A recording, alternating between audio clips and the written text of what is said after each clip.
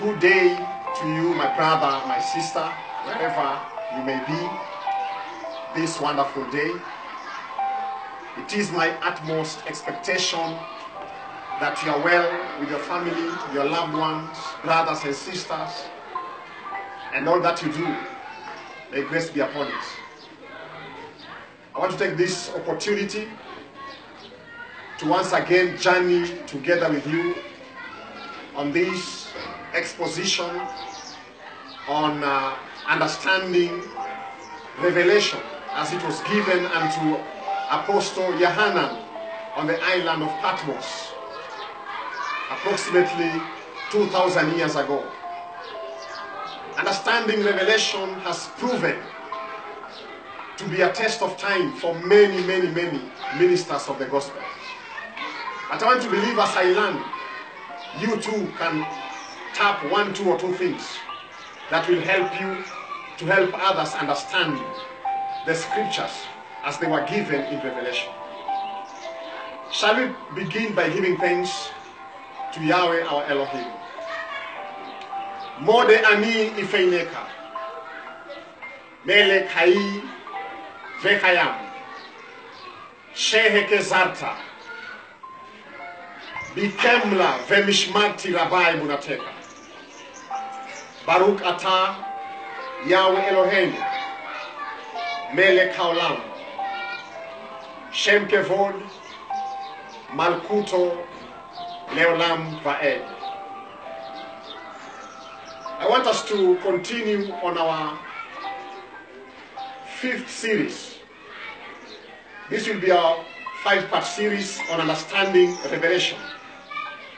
And today we will be doing some expositions on Revelation chapter 4 and chapter 5. We want to understand what was written and recorded in Revelation chapter 4 and chapter 5. Allow me to mention this. Revelation cannot be understood from the end. The scripture says in Isaiah 46 verse 10, he tells the end from the beginning. And therefore, for you to understand revelation, for you to teach what was truly given to Apostle Yohanan on the island of Patmos in the Aegean Sea, you cannot do it just by reading Revelation alone. You need the input of other writings such as Genesis. You need the input of other writings such as Psalm 22. You need the input of Daniel, Ezekiel, Jeremiah, Isaiah, Micah, Joel, Obadiah, Zechariah, Malachi, Matthew 24, Luke, 1 Thessalonians, 2 Thessalonians. You need 1 Timothy 3 and other writings in order for you to understand what the Father is saying through his Son on the island of Patmos to Apostle Yohanan. In chapter 4 of Revelation, it begins by mentioning the 4 living creatures.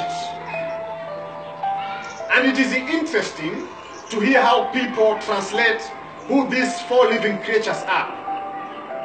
Some claim these were strange animals that are found in heaven. Others claim they are beasts that cannot be described. But it will interest you to know and to learn today that the 4 living creatures are angels, but in certain principle of levels. Because the scripture says they are living creatures. That word creatures means they were at one time, at one point, created, just like other angels were created. This is why they are living, and they are also referred to as creatures. They are not some horrific beasts, as some would want it to sound or to be. These are four living creatures in form of angelic being,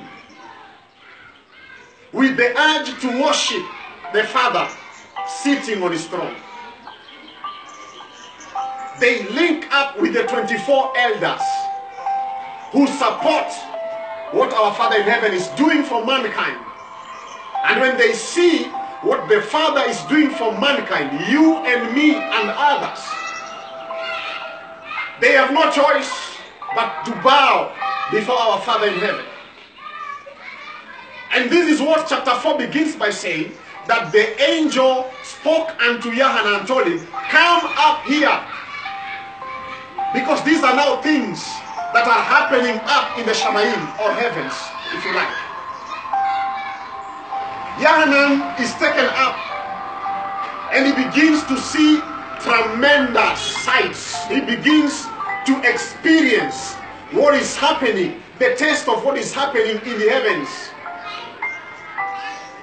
He sees the four living creatures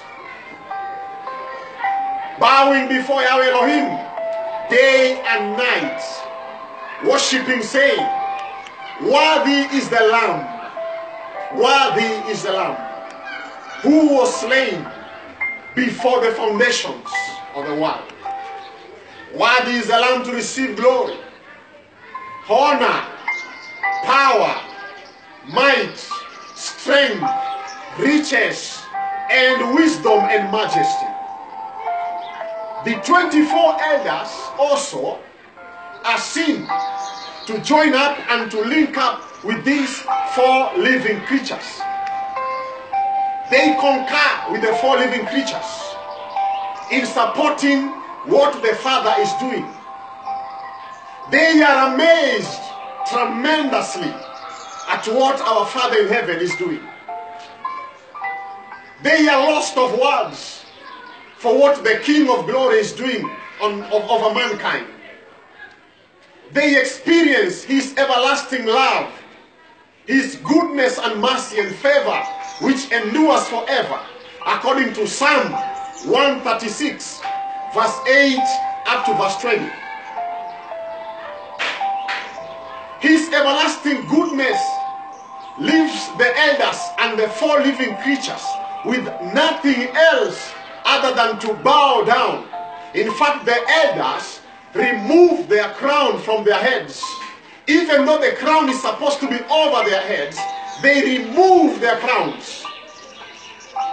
And they go down to worship the King of Glory for what he is doing for mankind. These are gracious things that you and I are experiencing for free.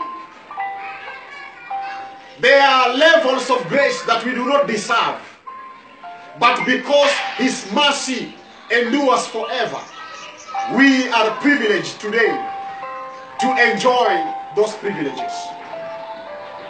And when the elders, the 24 elders, see what the Father is doing for mankind, they are left with no option but to put down their crowns and worship the King of Glory.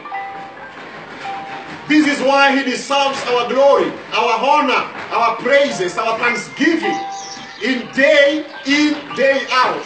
He deserves your honor. He deserves your thanksgiving. He deserves your praises. No matter what is going around in your life, in your family, in your marriage life, in your business, in the country, as is the case at the moment in Kenya and the rest of the nations, he deserves our utmost thanksgiving, glory, and honor. And therefore, fellow believer, my brother, my sister, my friend, if the elders find it worthy for the Lamb to receive glory, who am I? Who are we not to give him the glory that is due unto his holy name? Some people have argued who these 24 elders are. Some have fronted theories. Others are saying these are the 12 elders that lived between Adam and Malachi. that God picked one worthy elder from Adam to Malachi.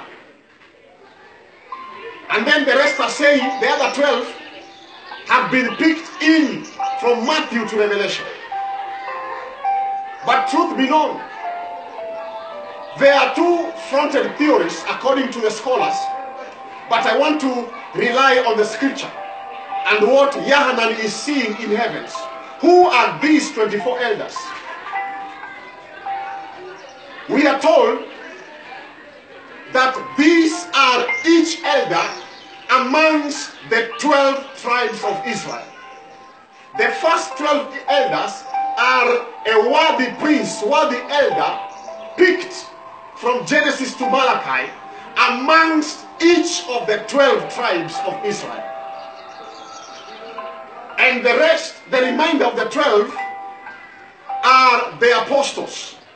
Because it is confirmed in other chapters that the 12 apostles became the 12 doors for the city that is in Jerusalem, in the new Jerusalem. So in total, they make up the 12 elders that find it worthy to remove their crowns. These are human beings who have been rewarded for what they did while they were alive here on earth. They have been rewarded. This is why they have crowns over their heads. The crowns have not been bestowed upon them from nowhere. The crowns have been bestowed upon them because it is the Almighty who has rewarded them for their faithfulness, for having lived out all the entire life, praising, worshiping, giving thanks, and doing all manner of kingdom work while they were alive here on earth. And therefore Yohanan is seeing these noble elders having been left with nothing else except to worship the King of Glory. And what they have seen amazes them.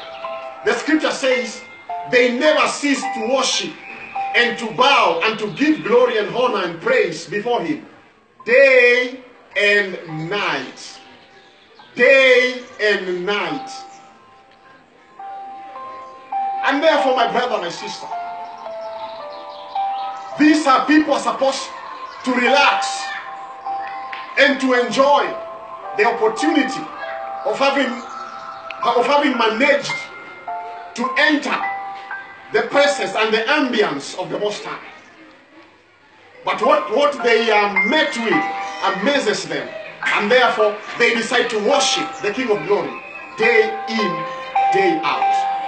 Today, as I conclude, today, as I wind up the 5th part series on understanding Revelation, I hope clarity will increase on your part. Clarity will increase on my part to understanding chapter 4 and chapter 5 of Revelation.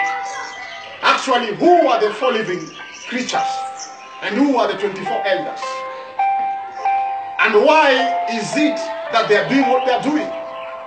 Why is John seeing this and he's told, record, put it down in writing, so that you and I can be in a position to know and to understand that the King of Glory deserves your honor, your praise, your thanksgiving, not because of how good you are experiencing life, but because his mercy, his gracious, and his love and loving kindness over mankind endures forever. Shall we pray?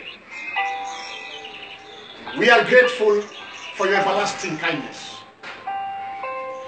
I am here today to join up with my brother to give you thanks and praise and honor and glory. In spite of what might be taking place in our lives at the moment, King of all glory, receive glory and honor. And as the 4 living creatures find it worthy to give you glory and honor and thanksgiving, as the 24 elders cast down their crowns, let each one of us put down whatever they count worthy in their lives, and may we give you glory. May we return the praise unto you. For thine is the kingdom, the power and the glory, both now, henceforth, and forevermore. In Yeshua HaMashiach's name, I do pray and give thanks. Amen. Shalom.